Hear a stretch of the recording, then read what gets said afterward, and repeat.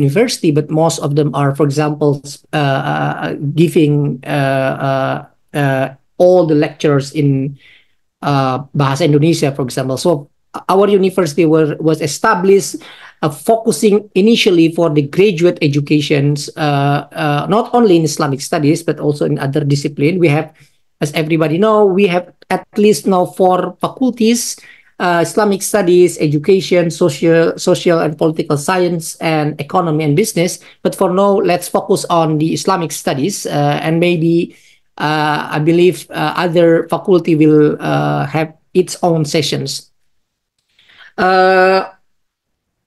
The idea of creating this university, other than creating a hub for research and education, international research and education, is also actually to promote Indonesians' culture outward, or to promote Indonesian culture, especially experience of Islam of Indonesia, to the global audience. As everybody know, Indonesia is the biggest Muslim country, but currently, if, for example, if you go to the Western universities, if you go to Western cities in the US, I was in the US for 5 years.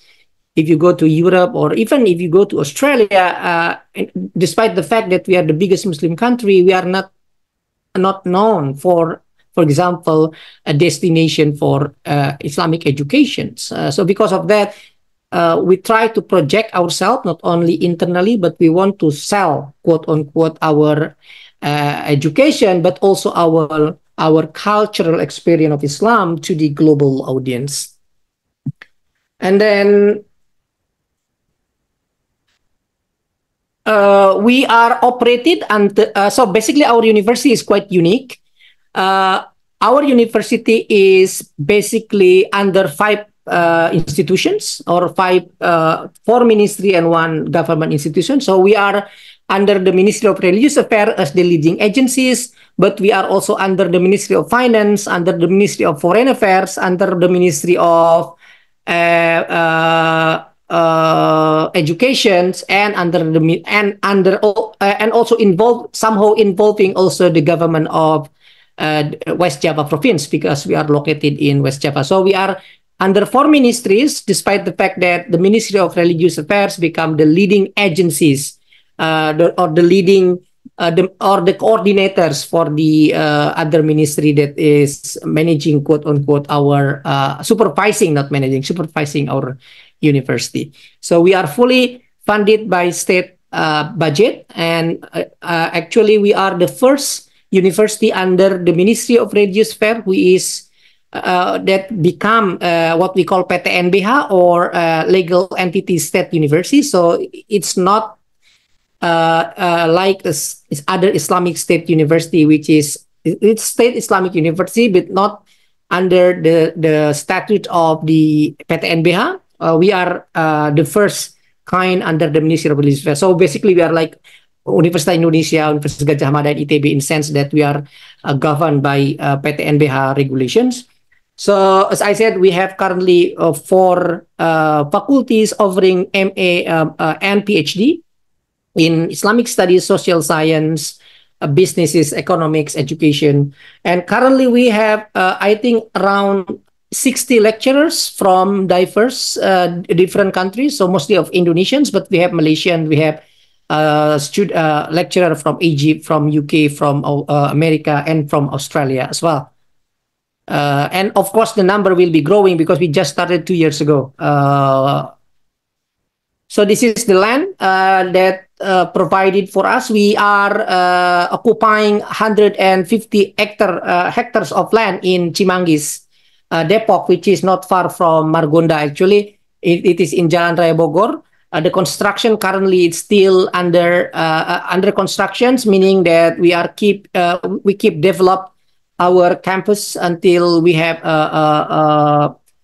fully achieved the project. So we currently develop around 30% of the infrastructure out of the 100% planning, but it's already very convenient for running all the activities. So Faculty of Islamic Studies, maybe let's put it in a simple way. Maybe someone, especially if someone now is not from Indonesia, will ask why I should study Islamic studies in Indonesia. That is a big question that you can pose to us. Why you don't choose Middle East? Why you don't choose Azhar, for example, or go to Saudi or go to Morocco, for example? That is very mainstream questions. Why I have to choose Indonesian International Islamic University to study Islamic studies? Is it better than other countries? Why you have to choose that? Well, my simple suggestion is probably is that Islamic studies in our university is kind of a hybrid approach. Hybrid approach meaning that we are trying to combine two different paradigm, two different epistemology, two different, let's say, approaches to the study of Islam. We are combining a approach, or let's say a paradigm rooted in the classical Islamic studies, just like anyone who study Islamic many subject of Islam in the Middle East, But at the same time, we try to combine this classical approach, combine it with the contemporary approach and method and paradigm of science. So we try to combine a modern paradigm of science and method and methodology with the classical approach to Islam. This will be represented in the concentration that we offer, for example, and the courses that we offer. Later on, I will explain to you. But the overall idea is, if you go to our university, at the same time, you will learn something that you will learn anyway in Middle Eastern universities, like in Azhar. But on top of that, you will learn a modern methodological approach to religious studies, modern methodological approach to Islamic studies. For example, we combine it with the study of history, study of hermeneutic, the study of anthropology, the study of philosophy, for example, to understand Islam. That is the whole ideas. Second reason why you can choose our university if you are not Indonesian, for example, is of course because one of the most important element within the education itself is the experience. According to the first 3 batches of students that came here, they learned a lot from direct experience living in Indonesia, experiencing Indonesian Islam, seeing the pesantren model or Islamic education model, seeing how women has very equal right with men in public life.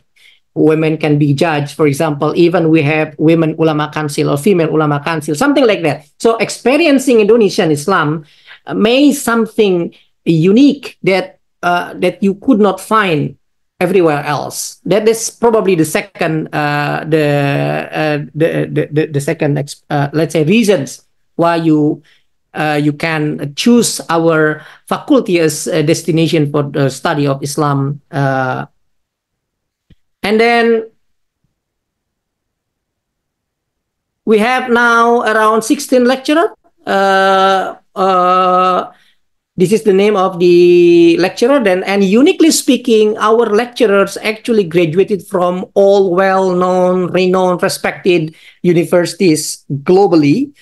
We have a prominent lecturer graduated from Utrecht, from Leiden, from Australian National University. Me, myself, was graduated from UCLA, University of California in Los Angeles. I was studied with Khaled Abu Fadl, for example. We have someone from AGA, from UNSW. We have Dr. Ilyas from Morocco.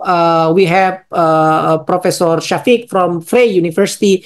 Turkey is also from Muhammad V in Morocco. We have graduated from Harvard, actually. Ariana Kisa graduated from Harvard, and Muhammad Al-Marakibi, Egyptian, graduated from Edinburgh. So, and also we have someone from Turkey, which is Pak Mugzi, who's Pak Mugzi. So we have very diverse lecturer with different expertise, graduated from Middle East and graduated from Western University. This is the reason why I said to you, we are trying to combine the classical Islamic studies approach with the modern methodology of science.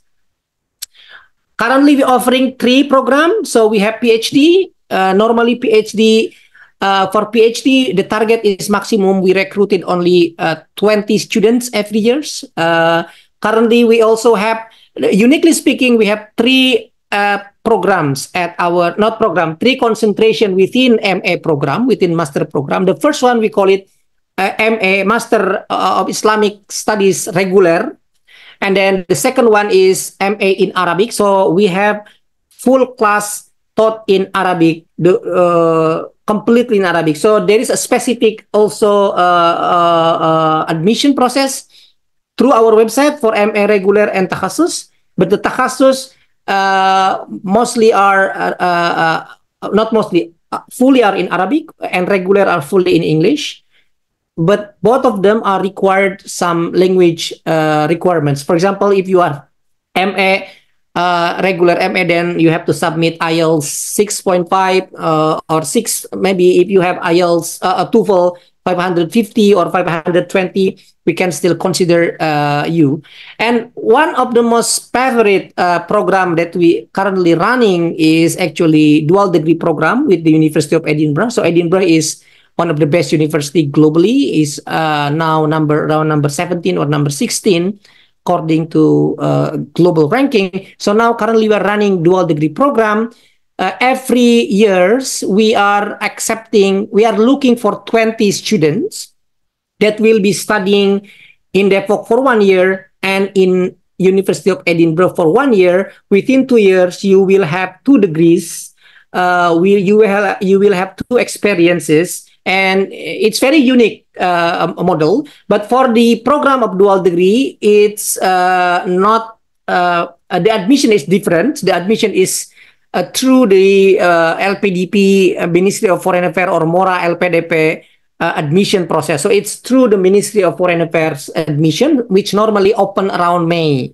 So you have to keep, you have to follow our Instagram, or maybe you can search the information. It's called BAB, or Beasiswa Indonesia Bangkit, Edinburgh Triple IU Dual Degree Program. So this is the just briefly so basically for all a program that we offered, we divided all the subject into 3 different categories. The first one, what we call it foundation or foundational, and then we have what we call core subject, foundational subject, core subject, and elective subject. So for example, in foundational, you have to study about Islam in religious moderation framework, and then we have methodology clinic, we have theories and approaches in Islamic studies, and for the elective, we have Islam and global issues, classical Islam, text, context, and discourse, Islamic digital humanities, mobility and mobilization in society, etc. And then, of course, you also have to write dissertation. What is unique in our university, according to my judgment as well, is actually from the beginning, students are encouraged, and not only encouraged, but also guided by us, by lecturer, to publish in a reputable journal publication nationally and globally. Currently, we have maybe around 100 publication already within 2 years from a student and from our lecturer as well. So we have published a lot within 2 years period. And then for MA, hold on. This is for regular MA program. The same. So basically we have foundational subject, we have core subject, and then followed by elective. I don't want to go into detail with this. And this is the takhasus program. So basically this is the syllabi. This is for subject. For takhasus, we have asasi, ijbari, and ikhtiyari. Just like in English, we have core, foundational, and elective. And it's fully, again, in Arabic. It's not in English. Just briefly about student activities. So basically,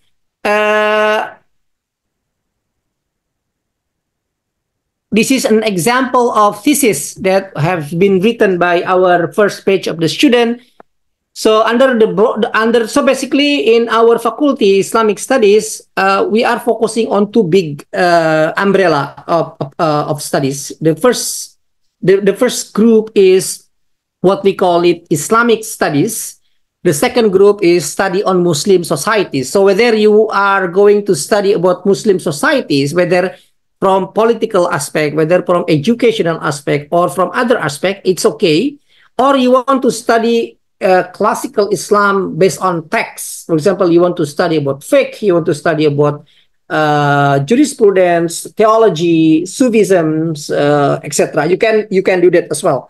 So it's kind of broad umbrella of this of studies which can be summarized into the study of Islamic studies, and the study of Muslim societies, which is combining Islamic studies and social sciences, and whether it's anthropology, whether it's digital humanities, or history. And then this is I think the number is this is the number of last year.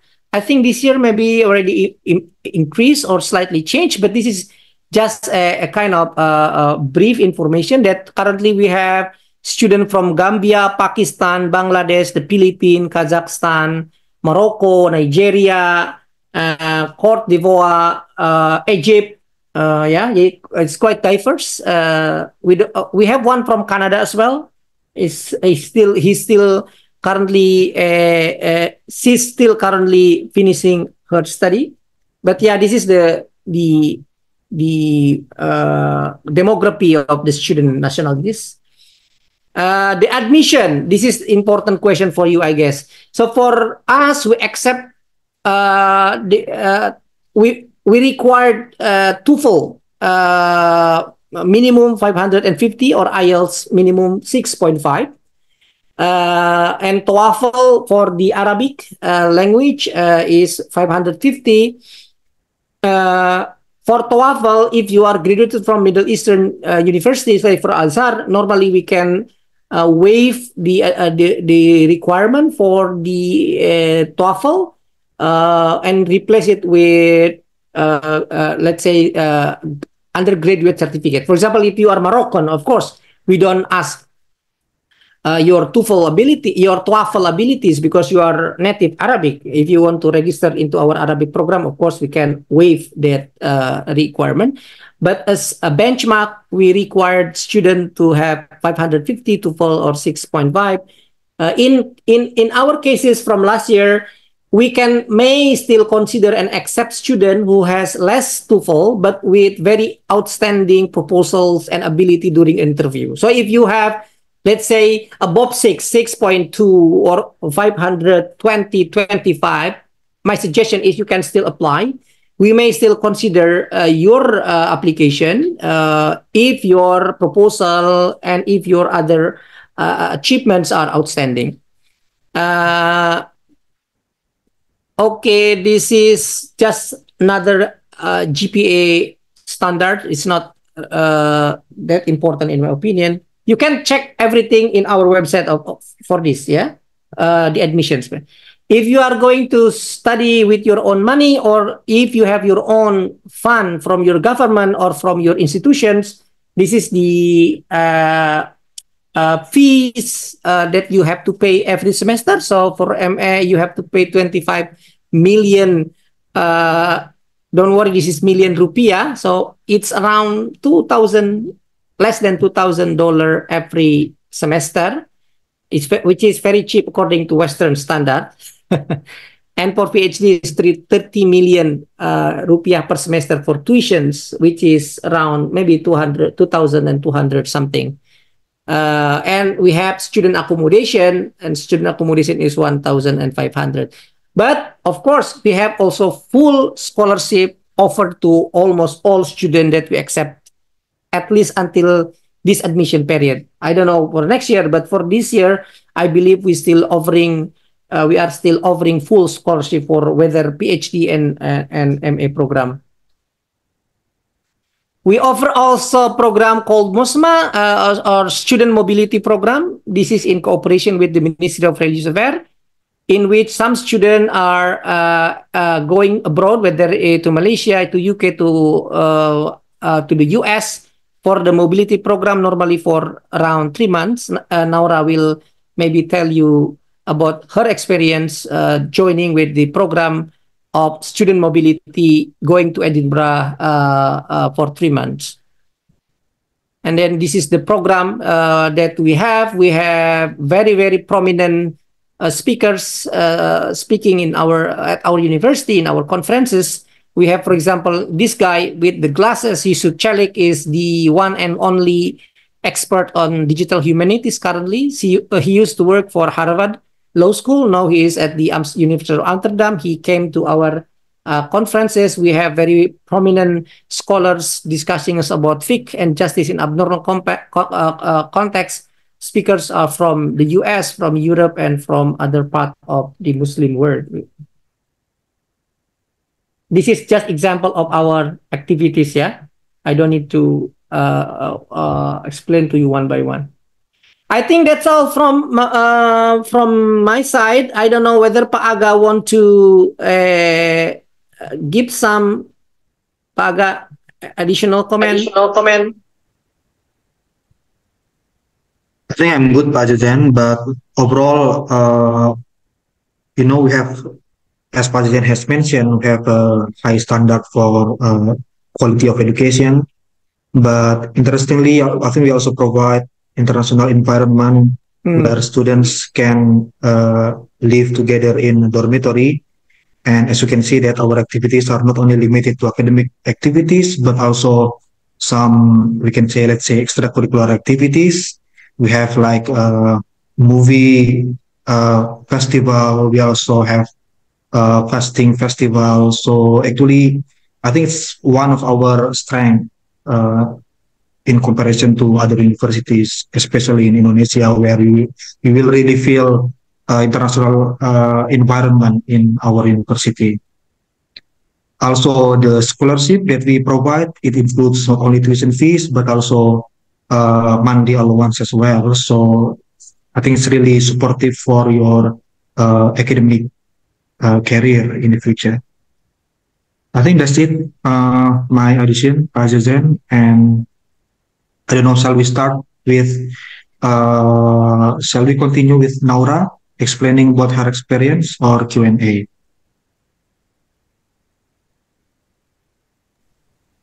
Yeah, thank you, Pak Aga. I think it should be the next presentation from Mbak Naura.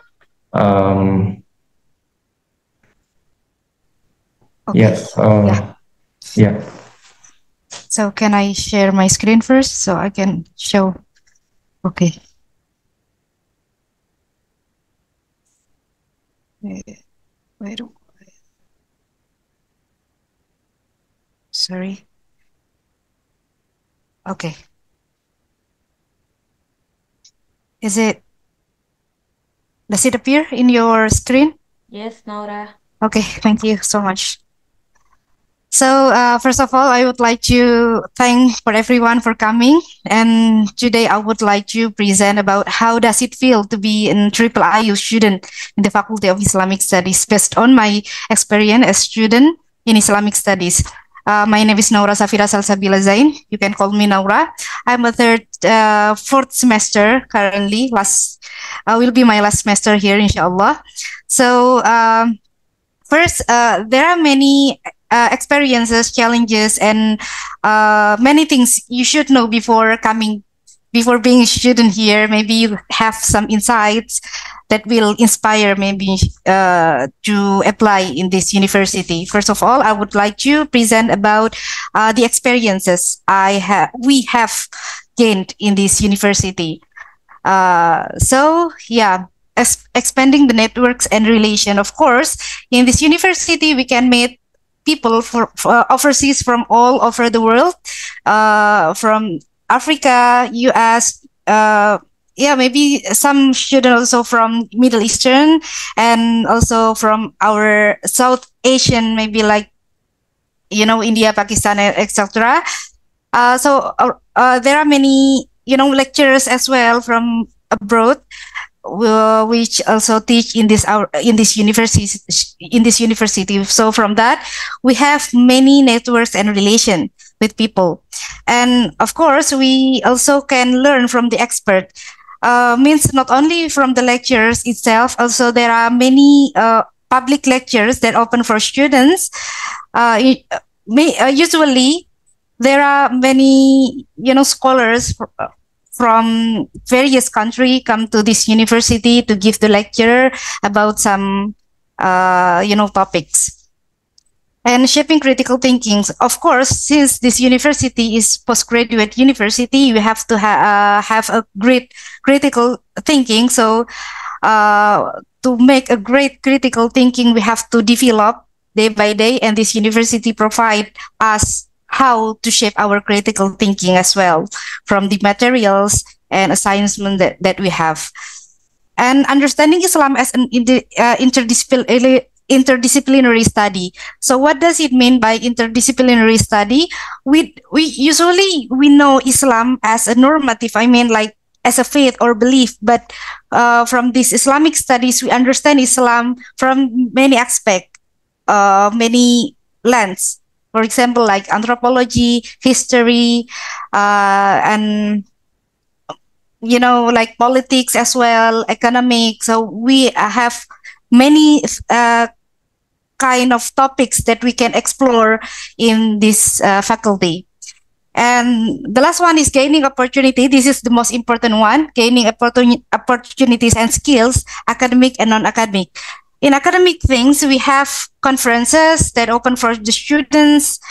It's not only from here, this university, but the conferences, because the conferences are conducted outside this university, because this university will provide us the fee, or they will cover all the fees that needed for the conferences if we, join some of them.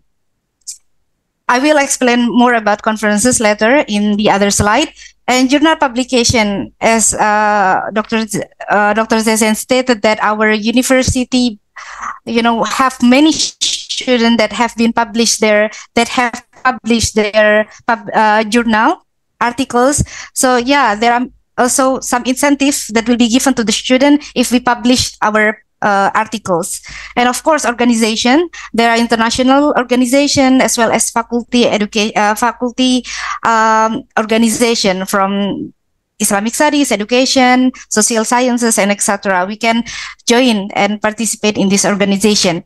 And of course, also the opportunity to have student exchange and tour that have been mentioned by Dr. Zezen about study exchange in University of Edinburgh that I've been participating before, is conducted by Ministry of Religious Affairs, Indonesian Ministry of Religious Affairs. So this is actually for local student, Indonesians with Indonesian nationality, but don't worry, for international student, you can still get the opportunity to have like international conferences that will be covered by this university, as well as student tour, not only here in Depok or Jakarta. We can some faculty conducted some tour to go outside this place. For example, like going to Bandung, Bogor, and many places in Indonesia, around Indonesia. And about research funding, there are many opportunities as well for students to boost their ability in writing. There is research funding. So we have to write one proposal in certain topic, and we can apply it to the university, and the university will select some of the best, articles, proposal, and they will give us funding to conduct that research. Also, there's a library podcast. This is very important for the students as well to engage with the community, because in library podcast, people can also present their, book review, for example, and like daily activities they can present and will be uploaded in YouTube and Instagram maybe. So this is very important to boost the communication skill, public speaking skill. And of course, beside those advantages to study here, there's also challenges. What is the challenges? Of course, the academic pressure, the first one, because to be one of the best university student, there must be a good academic experiences. So for example, like someone, those who came from Indonesian, for example, like Indonesian university, would like to study here, and this is the first time to have English as a medium instruction. So this will be a challenge as well. And also like reading materials that came from the standard came from mostly from the US, like US standard. It's very difficult at the first time, but I believe that people will follow or adapt with this situation. Don't worry about that. And of course, the culture shock as well. Maybe who live outside the Depok, for Indonesian student or from international students, maybe this will be the first time you will stay here in Indonesia. So of course, you have to adapt with situation, weather, and like social aspect as well. So yeah, don't worry about that. You can still adapt with it very well. And homesickness, if you go abroad for the first time, of course, you will face the homesickness. And don't worry, because we live together in dormitory, we will help each other, inshallah. And then cultural differences. Yeah, in dormitory, in one wing, in one level, there must be international and national students. So there will be mix in one level or in one floor of the dormitory. So of course you will engage more with the different culture and traditions. So it must be challenging as well, but yeah, we can get used to it if we engage with the community. And also for how to focus on our studies. Yeah, beside the challenges especially in academic pressure, we have to know, we have to prioritize our study, of course, and how to stay focused on our study. We have to know ourselves. We have to know our, negative and positive side of ourselves to, avoid things that we don't want. So to maintain it, we have to set our plan.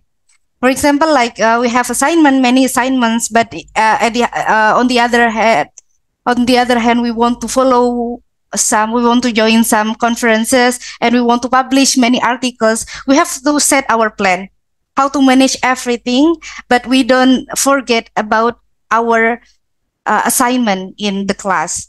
So that's why we have to know ourselves to manage everything. And don't forget to maintain the balance between studying and enjoying our life, of course, because, too serious in study also not good. We have to enjoy by engaging with people. We have to make friends, a lot of friends here, and don't isolate yourself. Go find some activities, because we have sport. Don't worry, we have sport center. You can find activities like badminton, tennis, basket, or football for boys. Maybe you like to play footballs. We provide the place to play about badminton, football, and etc.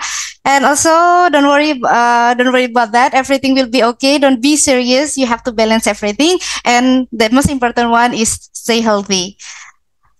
And yeah, about research and conferences that I have mentioned before, the first thing you have to understand is your passion and interest. If you have your passion, if you understand your passion and interest, because in our postgraduate, of course, we are expected to have specialization. We have to find our field of interest. For example, do we have interest in political Islam, for example, or anthropology of Islam, or classical discussion about Islam, and many things? We have to specify our interest. So if you have found your interest, you can write many things. You can start to find many reference and construct ideas to publish or join journal to join international conferences. You have also can write articles to publish in book chapter, journal, or maybe you can write a book, because everything you will do in book chapter, writing journal, or joining international conferences or national conferences, it will not be in vain, because everything will be covered, everything will be rewarded by incentive, especially the incentive only for journal and books, but conferences, for conferences, there will be covered once per semester. So for example, in the first semester, you want to join an international student to US. Of course, if you apply for the funding for international conferences, of course, this university will see first your articles, and after the selection, the fee will be covered, but only once per semester. So in that semester, you can only go for that conference. If you want to join another conferences, of course you can, but it will not be covered again for the conferences. But for the second semester, for example, you want to join also another international conferences, you can still apply, because per semester you will get the opportunity for it. For financial management in Depok, Depok is one of the busiest city in Indonesia, called Jabodetabek, and Depok is one of them. So yeah, everything might be expensive compared to other places, especially for in Java. So Jabodetabek is very expensive, but don't worry about that, because as student we can manage in dorm. In our dorm, we have also stove and refrigerator, dispenser we can utilize. So don't worry about that. We can still cook. So for me personally, my daily expenses is about 1,500,000, and transportation is only around 500,000, and you can save more in your savings, like 2 million. This is 4 million is our scholarship fee allowances. So if you got 4 million, you can still save more money. But yeah, the average of daily expenses in Depok, of course, it depends on your lifestyle. But in average, 4 million is more than enough for the student, especially. So you have to manage the financial expenses. And yeah, I think that ends my presentation. But if you have any question, I will answer based on my experiences, inshallah. Thank you very much for your time. Yeah, thank you so much, Mbak Naura. I think it's very interesting and complex explanations as student life in IIIU. And okay, well, we are going to open the Q&A sessions. So any one of you want to ask directly here? Anyone? We have a lot of questions in Q&A. Whether okay. we go to that one first, I think okay. better. Yeah. Okay. Yeah, Pak. So we have questions here. What kind of institution can provide or give a TOEFL result, Pak? How about the outside WIN, Pak? This is at the Q&A box or in the chat? In the Q&A box. In the Q&A box, okay. Because I saw that someone from Philippines asking. Okay, but you can ask to me, okay, the question. So, sorry, can you repeat the first questions? What kind of institution can provide TOEFL result? TOEFL result, okay. Outside, yeah. Yeah, the TOEFL is kind of language certificate for Arabic speaking, which is, as far as I know, it's normally in Indonesia. So, which institution? So, the most trusted one will be in using online.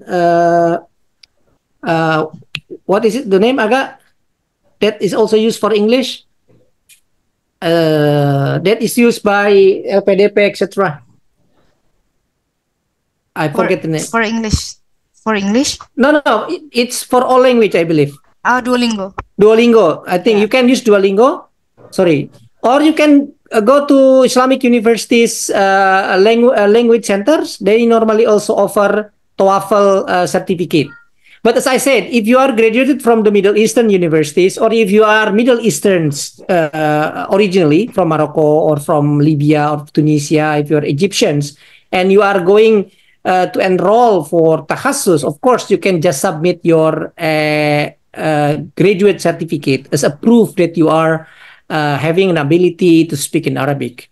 If you are Indonesians and you are graduated from local university, then you have to submit a certificate. As I said, you can get it from Islamic State University language centers, or you can also get it, as far as I know, from Duolingo. But we have to check. I hope that explained. Next question. Yeah. Next question. We have from Rabiu. What are the major things that will help an applicant to be accepted? What is? Sorry. A thing that will help an applicant accepted in faculty admissions. Iya. Ayahnya lagi bekerja ya. Sebentar ya. Sorry, anakku datang. Iya. Sorry. So for let's say, what strategy or what is the best preparation for you to be accepted? Maybe that's basically the question. So, well, our admission will be reviewed by the committee, and we will review first based on the document.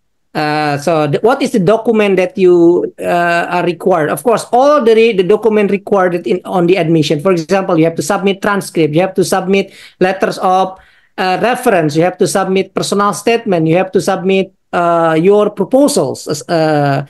All will be reviewed by the committee, and if we convince that you are good enough, then we will select all the candidates that pass through the document requirement into shortlisted candidate, and normally we will interview at the last stage. So we interview for the last stage. Normally we interview. For example, there's also other questions that may relevant to these questions. I will answer other questions. So there's other student asking how many students accepted every year. So based on our experience, for the dual degree programs, maximum we only accept 20 students every year. Out of 20, it will be selected whether they will be accepted to Edinburgh or not during the second years. But the 20 is maximum normally for the dual degree. For the regular, it's 30 students. But again, it will be depend on the numbers of the applicants. So for example, if this year we have 5,000 applicants, of course, we will increase the quota. But based on the previous experience, we only accept best 30 students for regular. And then we accept maximum 30 students for tahassus program, and we accept 20 students for PhD. So when you are going, for example, after you submitted your admission application to admissions process, and then you are interviewed by us, then if you are going to be interviewed, or if you are interviewed, then most probably you have better chance to be accepted in our university. But again, the process is normally a document review by the committee. So there's a set of committee that will review the applications, and then after that we will have interview for the application. So in my opinion, the best, you have to be good in almost everything. For example, if I have if I see for example, good proposals, but the English is bad, it may not be considered. Or if you have a good English, but the proposal is not good, for example, we may not will consider as well. So in my opinion, it's better to be equal in all aspect. Yeah, but language is very key. If for example you apply for us 500, then most probably you will not be considered. If you submit to us, for example, less than 6 IELTS, you will not be considered. That is, I hope that's answered the questions. Yeah, thank you, Pak. Okay, we have other questions. I think it's similar, Pak. What about those who are graduate from the faculty that the Arabic language is the medium of instruction there? Are they still required to submit TOEFL? So as I said, if you are graduated from Azhar and you are using Arabic in Azhar, as far as I know, at least from last year experience, we will waive. Waive meaning you can just submit the undergraduate certificate that, for example, from your university to replace the TOEFL requirement. Just you can upload your graduate certificate from Azhar or from Tunisia or from Libya into the language requirement. But if you are not graduated from Arabic universities, then you have to submit TOEFL. Yeah. Next, from Fadlan, I have 2 master degree from China. Graduate in 2018 and 2020. Do I still need to submit my IELTS when I apply for master degree, Pak? You have already 2 master and want to apply another master? Why don't you apply PhD? Of course, if you have already 2 master in English, although it's from China, we will accept your applications. But my suggestion is apply for PhD program instead of another master, because you have already 2 master degrees. Yeah, we can accept.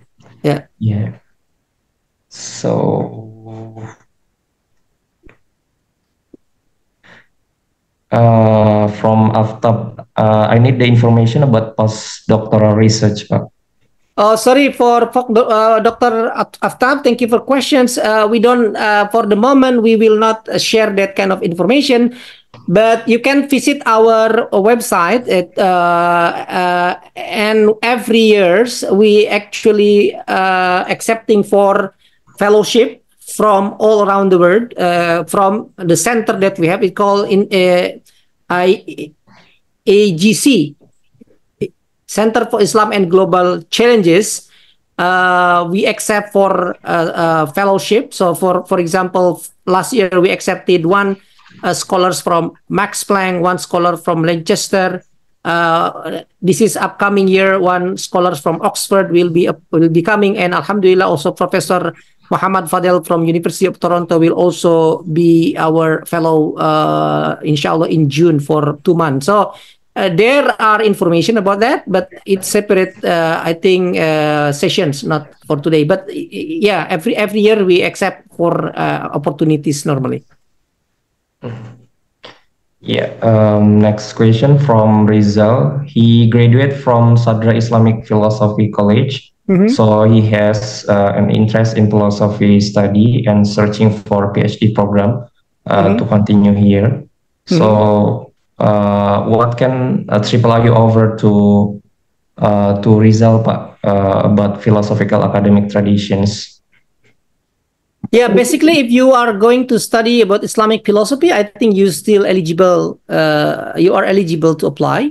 Of course, the problem is that at the moment we don't have really someone who are really expert on Islamic philosophy. We have Professor Komarudin Hidayat, graduate. You know, Professor Komarudin is actually professor in Islamic philosophy, graduate from Turkey. He is at the moment at the Faculty of Social Science, but I believe in our university we can also have someone to be supervisor from outside our faculty as well. So, for example, you can be supervised by someone at our faculty and someone from outside of our faculty. So, for example, one of the potential supervisor for you is Professor Komarudin Hidayat at the Faculty of Social Science, and maybe someone from the Faculty of Islamic Studies, like, for example, Professor Arya Nakisa, who is the graduate from Harvard. I think he's very strong also in philosophy, or Professor Nakibi, for example. Thank you, Pak. The next we have if we want to register for double degree with LOA, and previously we have registered as regular MS scholarship at AAA, is that allowed we to apply double degree with LOA, Pak? I don't understand the question. Apply double degree with LOA? Apply double degree with LOA from IIIU, especially in MA program, Pak. Now, for double degree, you have a separate mechanism. So you do not go to the admission process at IIIU, but you have to go to the admission process at the Ministry of Foreign Affairs, Beasiswa Indonesia Bangkit. So, for example, but in our admission process, for example, you can apply for regular and you can apply for BIB. For example, because you are not convinced you will be accepted at BIB, you also apply for regular. That's totally fine. Last year, we have students who apply for BIB and students for regulars.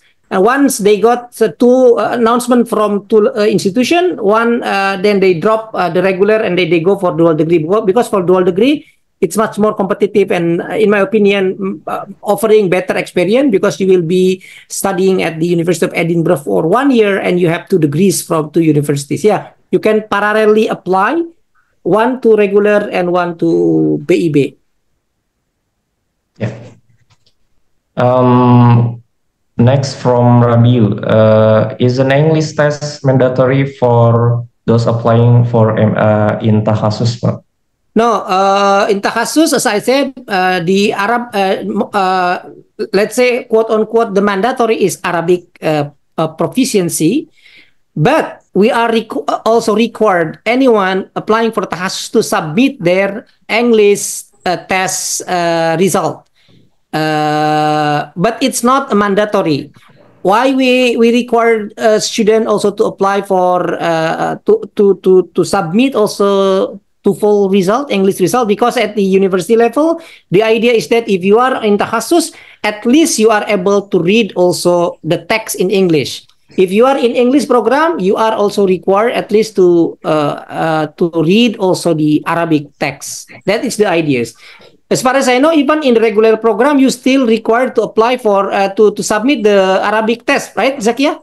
It's not mandatory. It's kind of, if you submit. So, for example, if you are competing 2 candidates, one submitting Arabic, one submitting one not submitting their Arabic, we will choose those who are have an ability in English and Arabic at the same time. You got the point, yeah?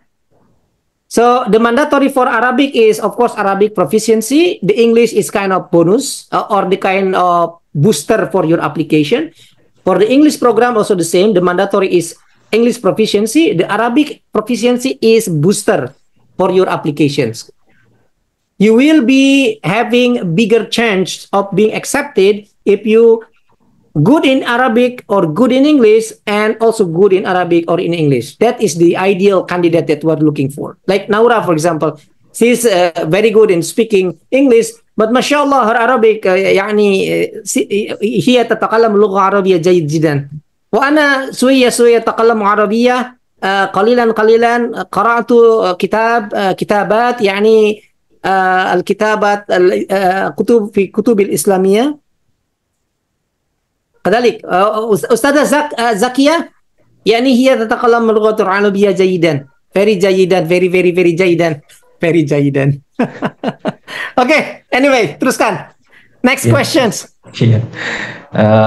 Next from Ibrahim, Pak, from Nigeria. So about the dual degree program, those who come from the English country is needed to give a language certificate or no need, Pak? So for dual degree program, as for today, it's only for Indonesian citizen. Unfortunately, we don't have any update from Indonesian Ministry about the availability of this program for non-Indonesians. We are actually negotiating with the Ministry of Religious Affairs to also accept some candidate from foreign nationalities. But as for now, it's only open for Indonesian nationals. Yeah. Yeah. The second question from Ibrahim also. He will graduating by May this year. So his degree result will be ready by the end of the May. So can he apply waiting result to be submitted by the end of the month, Pak? I don't know, Zakia, what do you think? Maybe you can, he can apply using the kind of letters from the university, like surat keterangan lulus, or the letters of, you know, I don't know, basically mentioning that you are ready to be graduated by May, and you have, you also can print the grade result, not unofficial, but still official letters from the university, like letters of graduations or something like that. So for the academic certificate, if you don't get the academic certificate before your graduation, you can use the letter that state that you already finished your graduate and you have the transcript of your academic. So you can apply by use those letters. Thank you. But by the time of your study at our university, you must already finish your previous study.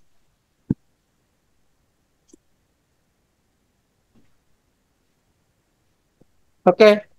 Yeah. Okay, next.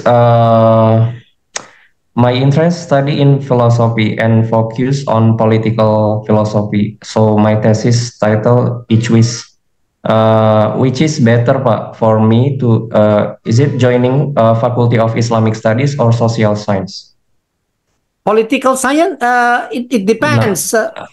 Again, if, as I said, if you are interested in Islamic politics or Islam and politics, we offer actually 3 subjects on Islam and global politics, Islam and politics. That's one of the bigger, one of the biggest major subject that we taught in our faculty as well. So, interestingly speaking, when you are accepted in our faculty, you are also allowed to enroll in other faculties. For example, you are a student at the Faculty of Islamic Studies, but you are interested in political subject at the Faculty of Social Science. You can enroll one subject outside of university, and you can sit in other faculty, I think unlimitedly. You can sit in 3 classes if you want in other faculties, that is relevant to your study. So, of course, if it's political Islam, you can apply for Islamic studies, but you may also apply to social political science. But in social political science, the approach will be very much heavily on it's called social and political sciences, using a positivistic approach. Like you have to understand a statistic, you have to understand surveys, you have to understand a modern what do you call it, modern tools for social science. While in Islamic studies, it's much more interdisciplinary approach to the subject of Islam. Assalamu alaikum. Listen, can I ask a question, please? Yeah, sure. Yeah. Thank sure. You. Yeah, I was the one that asked a question on the inbox. I asked about I schooled in Nigeria and I study Arabic language, and I'm taught in Arabic language. And you said that me doing the TOEFL examination is compulsory. So what if I can get Arabic proficiency certificate from my school? What about that? Instead of that TOEFL? Yeah, as I said, Ashiru, if you are graduated from Arabic-speaking university, although it's in Nigeria, then you can submit your undergraduate certificate to replace the TOEFL or Arabic language certificate. Yeah, you can do that. You can do that.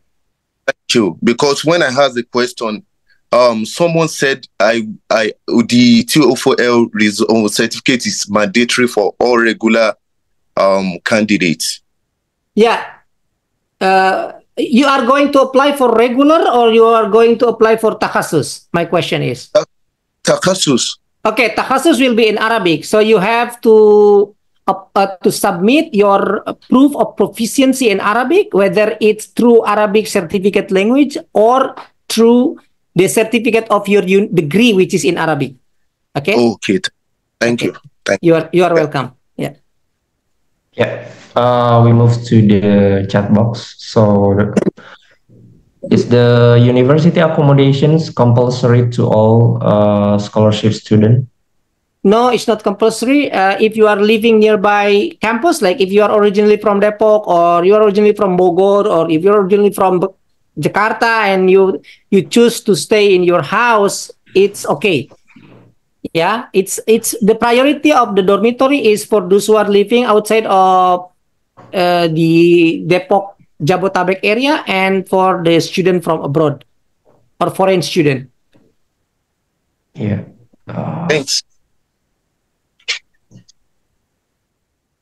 Any other questions?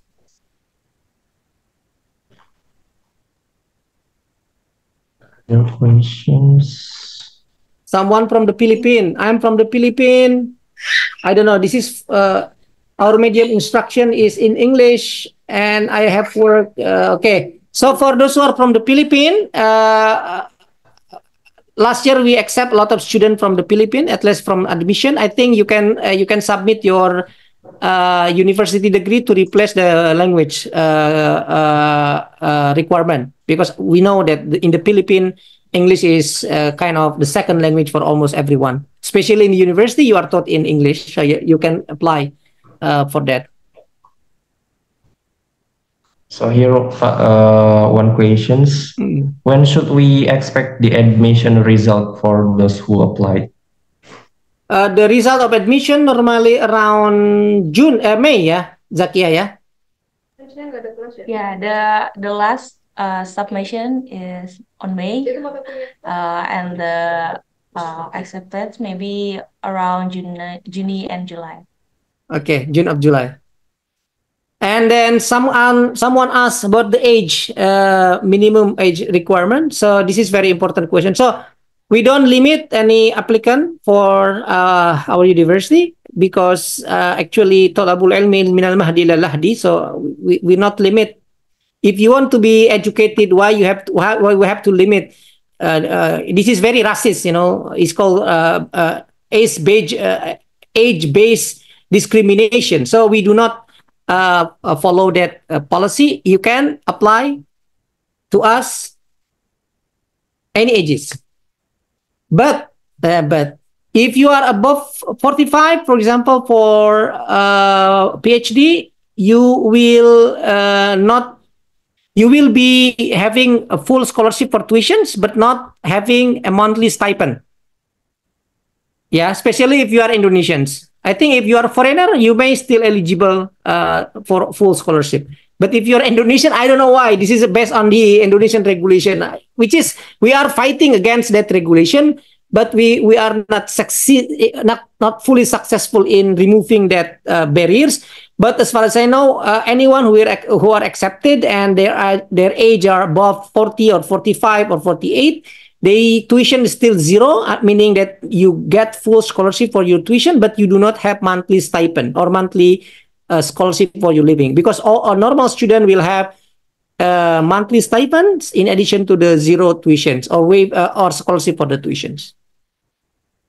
Yeah, I think we have another one. Want to open mic?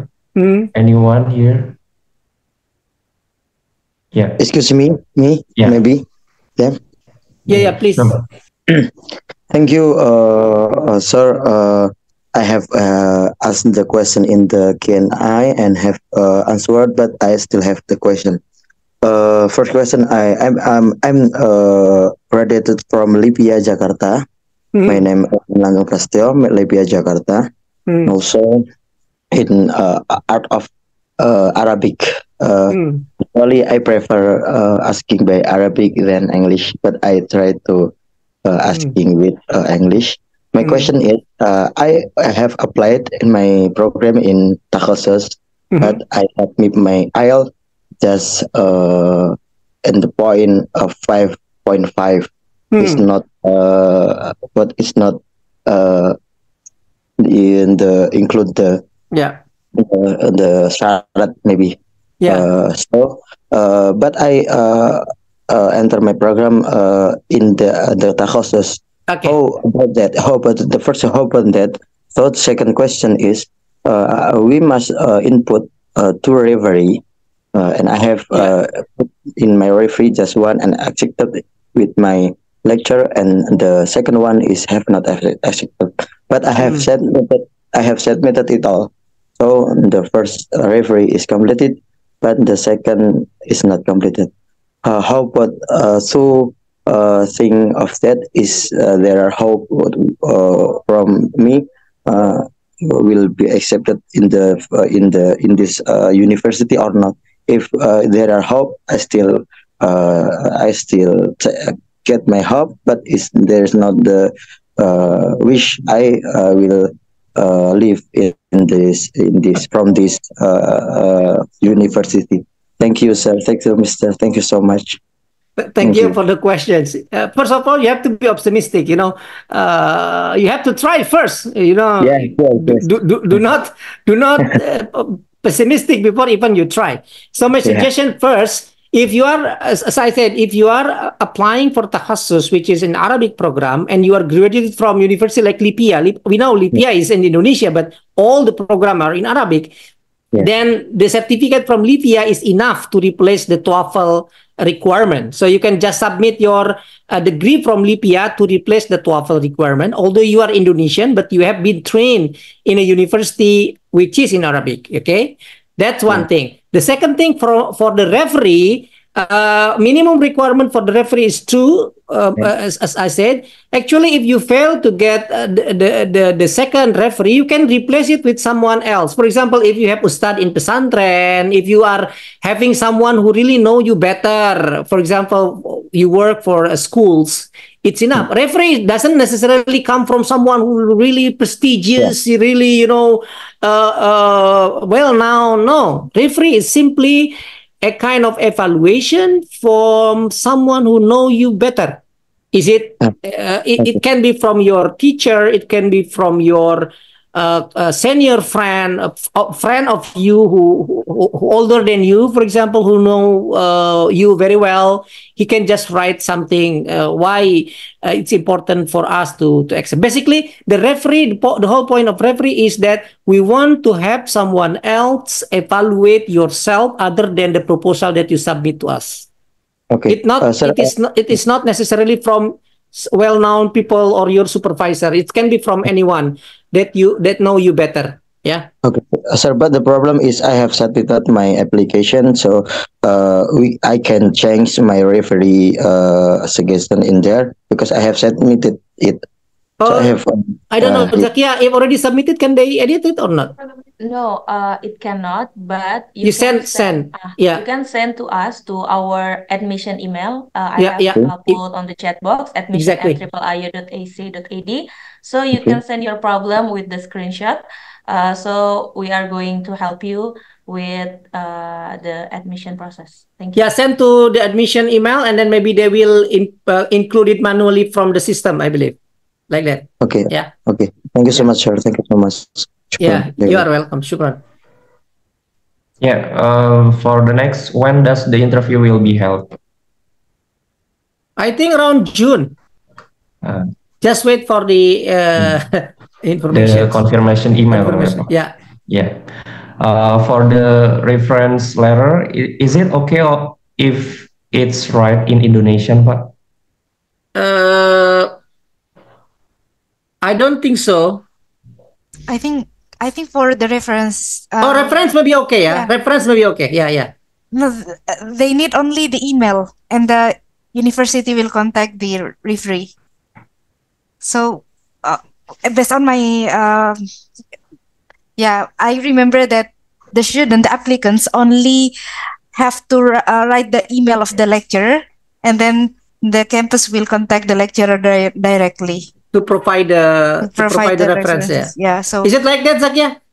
It is sent automatically by email. So when the applicant put the referee email, it will be sent automatically by the system. Yeah. How if they replied in Bahasa? I think still okay. Yeah. For the still okay. For the referee, I think still okay. Yeah. So next, do diplomas or SKL, which are Indonesian, also have to be translated into Arabic when applying takhasus? Sorry. From Wiwin, she want to apply takhasus. So he from diploma. Yeah, she is. And if the certificate is in Bahasa certificate, Indonesia. Whether we need to translate to into Arabic or no to apply for us. Yeah. I don't think so. If it's Indonesian, I think it's okay. But if it's in other language, for example, if it's in Bangladesh, for example, of course you have to translate either to Arabic or English because otherwise we cannot read.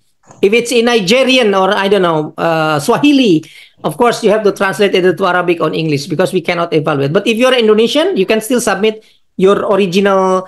I think it's okay to submit your original university transcript to us. But of course, you are required to apply to submit also your language proficiency proof.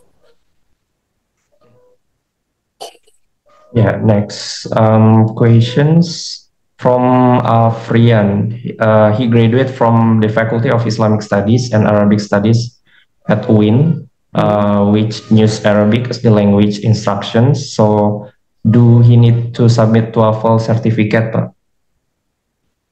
Yes, from UIN you must submit. I know at some UIN faculties you are taught in Arabic. For example, in Kuliah Dirasat Islamiyah fi Jamiah Islamic University Jakarta, for example, it's in Arabic, but it's still required TOEFL.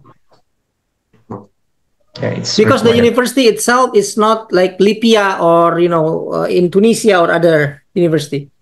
But it's not difficult, I believe, because you can just go to the language centers in your university to get TOEFL. Yeah. So the last question, does the interview have a mark? Have what? Does the interview have a mark? Mark? Yeah. No, basically interview is just to convince us whether you are the right candidate for us or not. Because the reason for us having interview is because almost all students will have full scholarship. So we have to make sure that the scholarship allocated by us is given to the right student. That's the only reason why we need to have an interview with you, just to make sure that, because according to our experience, some of the students actually submitted fake English certificate. I give you an example. You can buy language certificate from Shopee. You can buy from Shopee. Go to Shopee, TOEFL, you will have it. But we will filter all those, candidates who cheat us with interview. Because last year we have like student with 660 TOEFL, but we have interview with him. His English is very bad, so we know that the language certificate is attained from illicit, way or illicit manner. Yeah. Okay. Okay, everyone, please be honest when apply. Okay. Any one of you want to ask again in the chat box or direct for open mic? I think we handle all questions, yeah? Yeah. Good. Yeah. Well, I think the Q&A session has ended here. Thank you so much for our participant, also our guests here. And well, before we end our session today, I just want to remind you that our admission is still open, both for self-funding scheme or the fully funded scholarship one. And do not forget that our last submission for your application closed by 3rd of May this year. And please don't be late to submit and prepare your best application to IIIU. And if you have any questions or technical issues regarding to your applications process, please contact us at our email or maybe our social media. And last, also many thanks to Pak Zezen, Pak Aga, Zakia, Mbak Dita, Naura, and Mbak Anissa. Thank you so much for having us here, and also all the participants today. Thank you so much for your time, and we waiting you here as a student at Triple IU. Okay, wassalamualaikum warahmatullahi wabarakatuh. Okay, thank you so much, everyone. See you at Triple IU, inshallah, next year. Thank you, Naura. Thank you, Naura. Insyaallah, Zakia. Jazakumullah Thank you, khairan. Mas Ari. Assalamualaikum. We're waiting for you guys.